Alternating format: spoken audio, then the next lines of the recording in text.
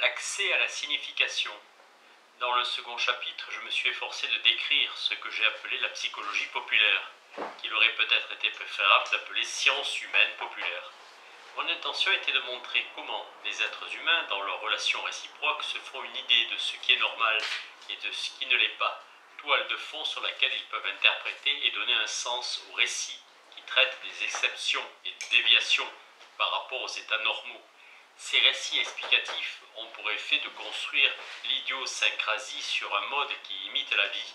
Ils permettent de mettre en place la négociation afin d'éviter les ruptures lorsque des différends menacent de dégénérer en confrontation.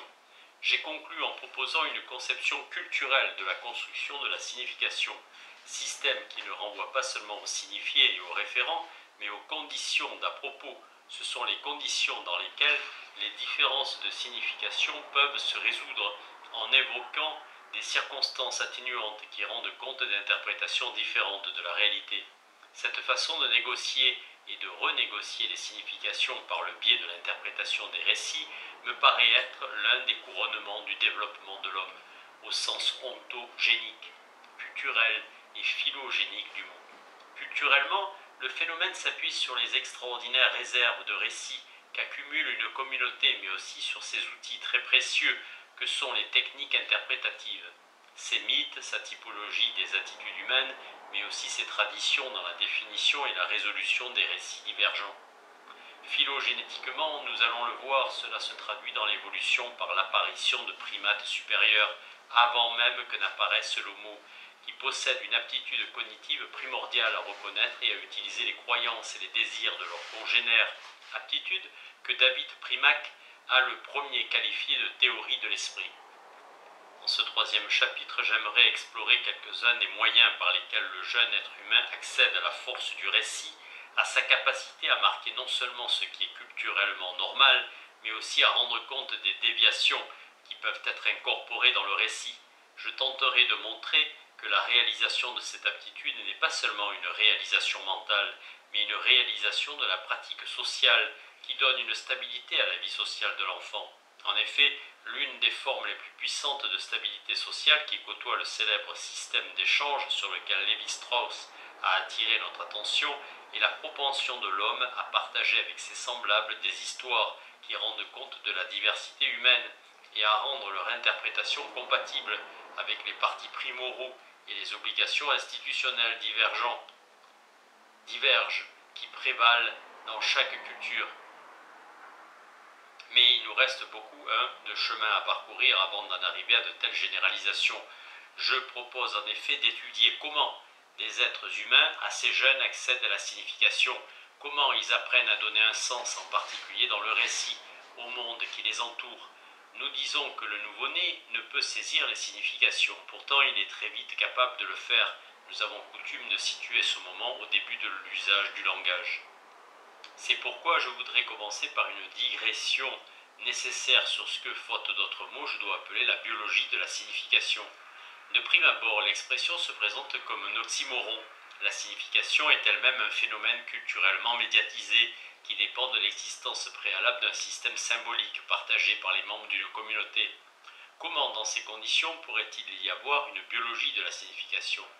Depuis Peirce, nous reconnaissons que la signification ne dépend pas seulement d'un signe et d'un référent, mais aussi d'un interprétant.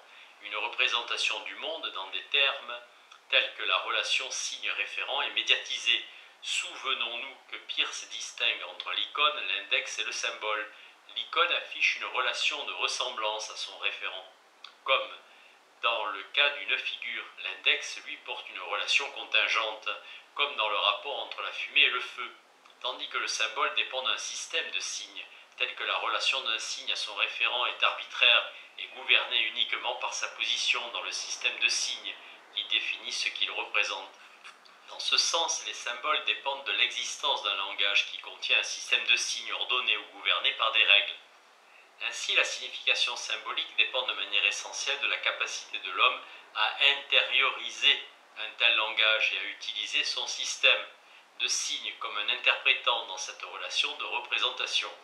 La seule manière de concevoir une biologie de la signification est de ce point de vue de faire référence à quelques systèmes précurseurs qui feraient que l'organisme prélinguistique serait prêt à évoluer en langage, une sorte de système proto-linguistique. Si l'on accepte ce point de vue, on en vient à invoquer l'inné, à revendiquer un don inné pour le langage. Ces appels à l'inné n'ont rien de nouveau et ils prennent les formes les plus diverses. Il y a une trentaine d'années, Noam Chomsky a avancé l'idée d'un outil inné d'acquisition du langage qui agissait en acceptant dans l'environnement immédiat de l'enfant que les apports linguistiques conformes à une structure profonde supposée, caractéristique de tous les langages humains. Sa notion de structure profonde était entièrement syntaxique et n'avait rien à voir avec la signification ni même avec l'usage réel du langage. Il s'agissait d'une capacité exclusivement linguistique, d'une compétence pour le langage. Toute l'affaire reposait sur l'aptitude supposée de l'enfant à comprendre les règles de la formation de la phrase et de sa transformation lorsqu'il est exposé à des éléments entièrement linguistiques, même si ceux-ci ne sont pas suffisants pour y parvenir, ou si ces éléments linguistiques sont dégénérés ou semi-grammaticaux. Peu importe ce que signifient les phrases ou la manière dont elles sont utilisées. Beaucoup d'encre a depuis coulé sur cette disponibilité syntaxique innée défendue par Chomsky. Ce n'est pas le lieu ici de retracer l'ensemble de cette controverse, car elle ne nous concerne qu'indirectement.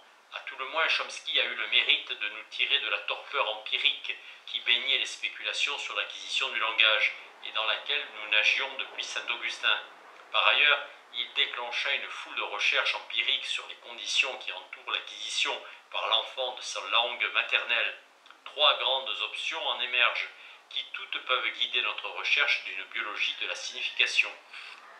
La première est que l'acquisition du langage requiert une assistance beaucoup plus importante et une interaction plus intense avec ceux qui s'occupent de l'enfant que ne l'avait supposé Chomsky, et d'autres avec lui. On n'acquiert pas le langage en se contentant d'être un spectateur, mais en l'utilisant. Être exposé à un flot de langage compte bien moins que d'en faire usage dans le cours d'un faire. Pour emprunter la célèbre formule de John Austin, apprendre une langue, c'est apprendre comment faire les choses avec des mots. L'enfant n'apprend pas seulement ce qu'il faut dire, mais aussi comment, où, à qui et dans quelles circonstances. Il est légitime que les linguistes étudient les règles grammaticales qui caractérisent ce que l'enfant dit semaine après semaine, mais cela ne saurait rendre compte des conditions dont dépend l'acquisition du langage. La seconde conclusion est d'une extrême importance et elle est facile à établir. Certaines fonctions ou intentions communicatives sont bien en place avant que l'enfant n'ait maîtrisé le langage formel qui lui permettrait de les exprimer linguistiquement. On peut inclure l'action de montrer, celle de nommer, de demander ou de se tromper, ou de tromper. Si l'on y porte un regard de naturaliste, il peut sembler que l'enfant est partiellement motivé à maîtriser le langage pour mieux satisfaire ses fonctions in vivo. En vérité, certaines compétences communicatives essentielles à la langue semblent très vite en place avant que le langage proprement dit ne commence, compétences qui seront ultérieurement incorporées dans la parole de l'enfant lorsqu'il commencera à l'utiliser. Pour ne citer que les plus importantes, on peut parler de l'attention commune à un référent supposé, de l'aptitude à prendre son tour, de l'échange mutuel. La troisième conclusion est en fait un concentré des deux autres. L'acquisition d'une première langue est très sensible au contexte. Cela signifie qu'elle évolue beaucoup mieux lorsque l'enfant saisit déjà d'une manière prélinguistique quelconque la signification de ce dont on parle ou de la situation dans laquelle la parole survient. Selon le contexte, l'enfant semble davantage capable de saisir non seulement le lexique, mais aussi les aspects corrects de la grammaire d'une langue. Nous en revenons à notre propos initial. Comment l'enfant comprend-il la signification des situations ou des contextes de telle façon que cela l'aide à maîtriser le lexique et la grammaire qui conviennent à ces situations? Quelle sorte d'interprétant, persien, peut être mise en œuvre pour permettre cette compréhension? J'aimerais différer ma tentative de répondre à ces questions afin de mieux éclairer ce que je cherche à réaliser. À la lumière des recherches menées depuis 20 ans, et en tenant plus spécialement compte des trois conclusions auxquelles elles ont permis d'aboutir, je propose une approche très différente de celle de Chomsky pour traiter de l'aptitude humaine au langage. Loin de moi l'idée de minimiser l'importance de la forme syntaxique, mais je ne me concentrerai presque exclusivement sur la fonction et sur ce que j'ai déjà appelé la maîtrise du contexte. La subtilité et la complexité des règles syntaxiques m'amènent à croire qu'elle ne saurait être apprise qu'instrumentalement, comme autant d'instruments pour mettre en pratique fonctions et objectifs déjà opératoires. Dans le règne animal supérieur, il n'y a jamais eu d'acte hautement élaboré et combinable qui ait été appris automatiquement ou par cœur, même lorsqu'il est nourri par des prédispositions biologiques fortement développées. Ni le comportement sexuel, ni l'alimentation libre, ni le comportement agressif ou combatif, ni même l'appréhension de l'espace, pour se développer pleinement, ils dépendent tous d'avoir été pratiqués et façonnés par l'usage. Dès lors, on ne sera pas surpris si je crois que l'entrée dans la langue repose sur un ensemble sélectif de disponibilités à la signification, qui sont prélinguistiques. Cela signifie qu'il existe des types de signification auxquels les êtres humains sont accordés de manière innée et qu'ils recherchent activement. Préalable au langage, il existe sous une forme primitive, en tant que représentation proto-linguistique du monde, dont la pleine réalisation dépend de l'outil culturel de la langue. Qu'il soit bien clair que cela ne revient pas à nier la proposition selon laquelle il pourrait également exister ce que Derek Bickerton, à la suite de Chomsky, appelle un bioprogramme qui nous alerte sur certaines structures syntaxiques. Si un tel bioprogramme existe bien, son déclenchement ne dépend pas seulement de la présence d'exemples appropriés dans l'environnement linguistique de l'enfant, mais aussi de la sensibilité de l'enfant au contexte, qui ne peut venir que d'une sorte de disponibilité à la signification, de nature culturelle. C'est cette disponibilité que j'avance quant à moi. Ce n'est qu'après qu'un certain langage a été acquis formellement que l'on peut acquérir davantage de langage en tant que simple spectateur. Sa maîtrise initiale ne peut venir que de la participation au langage en tant qu'instrument de communication. Quelle est donc cette disponibilité prélinguistique à des types particuliers de signification? Nous l'avons caractérisée comme une forme de représentation mentale, mais une représentation de quoi? Je pense qu'il s'agit d'une représentation extrêmement malléable, bien qu'innée, qui est déclenchée par les actes et les expressions de l'entourage et par certains contextes sociaux de base dans lesquels les êtres humains interagissent. En un mot, nous naissons avec un équilibre initial, si ce n'est une théorie de l'esprit, au moins un ensemble de prédispositions à analyser le monde social d'une manière particulière et à agir selon nos analyses. Cela revient à dire que nous venons au monde déjà équipés d'une forme primitive de psychologie populaire. Nous reviendrons bientôt sur la nature des prédispositions qui la constituent. D'autres que moi ont déjà dit qu'une telle forme de disponibilité à la signification sociale est le produit de notre évolution passée. C'est ainsi que Nicolas Humphrey a envisagé que la disponibilité de l'homme à la culture puisse dépendre d'un certain ajustement différentiel à autrui, et Robert Lewin, qui passe en revue les publications consacrées aux primates dans les dernières décennies, conclut que c'est probablement la sensibilité aux exigences de la vie en groupe qui fournit le critère de sélection dans l'évolution des primates supérieurs.